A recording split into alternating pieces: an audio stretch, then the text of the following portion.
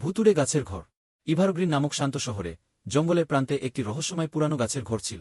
শহরের প্রতিটি শিশু জানত সেই গাছের ঘরের গল্প, যে এটি চার্লি নামের একটি ভূতের দ্বারা ভুতুড়ে ছিল, যে দীর্ঘদিন আগে সেখানে বসবাস করত। একটি তাজা শর্তের সন্ধ্যায় 3 সাহসী বন্ধু লিলি, জ্যাক এবং এমা সত্য উদ্ঘাটন করার সিদ্ধান্ত নেয়। তারা ফ্ল্যাশলাইট দিয়ে সজ্জিত হয়ে সূর্যাস্তের নিচে জঙ্গলে প্রবেশ করল।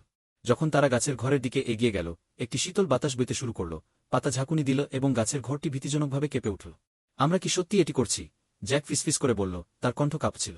আমরা করতে হবে, এমা উত্তর দিল, সাহসী হওয়ার চেষ্টা করছিল, যদিও তার হাত কাঁপছিল। একটি গভীর নিঃশ্বাস নিয়ে তারা খোলা সিঁড়ি দিয়ে উপরে উঠতে শুরু করল এবং অন্ধকার ধূলিমায় গাছের ঘরে প্রবেশ করল। ছাদ থেকে জালে আটকে থাকা মাকড়সার বাসা ঝুলছিল এবং ফ্লোরবোর্ডগুলি প্রতিটি পদক্ষেপে কেঁপে উঠছিল। হঠাৎ করে তারা একটি মৃদু ফিসফিস শুনল, কেউ আছো? বন্ধুরা স্থির হয়ে গেল, তাদের হৃৎপিণ্ড দ্রুত ধপধপ করছিল। এটি কেবল বাতাস, লিলি বলল, যদিও সে নিশ্চিত ছিল না। তারা তাদের ফ্ল্যাশলাইট চারপাশে ছড়িয়ে দিল এবং একটি পুরানো পরিধান করা ডায়েরি একটি কাঠের টেবিলে পড়ে থাকতে দেখল। জ্যাক সেটি তুলে নিল এবং উচ্চস্বরে পড়তে শুরু করল, যে কেউ এই ডায়েরি খুঁজে পাবে, সাবধান। গাছের ঘরটি অভিশপ্ত। আমি চার্লি এখানে আবদ্ধ রয়েছি এবং আমার আত্মা শান্তি খুঁজে পাচ্ছে না। যখন জ্যাক কথাগুলো পড়ছিল, গাছের ঘরের তাপমাত্রা কমতে লাগল এবং একটি ভুতুড়ে আকার তাদের সামনে আবির্ভূত হল।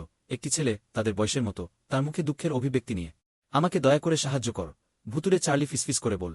আমাকে ভুলভাবে অভিযুক্ত করা হয়েছিল এবং আমি শান্তি খুঁজে পাচ্ছি না। বন্ধুরা, যদিও ভীত ছিল, জানত যে তাদের চার্লিকে সাহায্য করতে হবে। তারা রাতভর সত্য উদ্ঘাটন করতে কাটাল। চার্লির অকাল মৃত্যুর পিছনে সত্যতা প্রকাশ করল। এটি প্রকাশ করল যে সে একটি ভালো ছেলে ছিল যা অন্যায়ভাবে অভিযুক্ত হয়েছিল। তাদের সাহায্যে চার্লির নাম পরিষ্কার হল এবং তার আত্মা অবশেষে শান্তি খুঁজে পেল। যখন ভোর হল, গাছের ঘরটি একটি স্বস্তির নিঃশ্বাস ফেলল এবং বন্ধুরা চলে গেল, জানত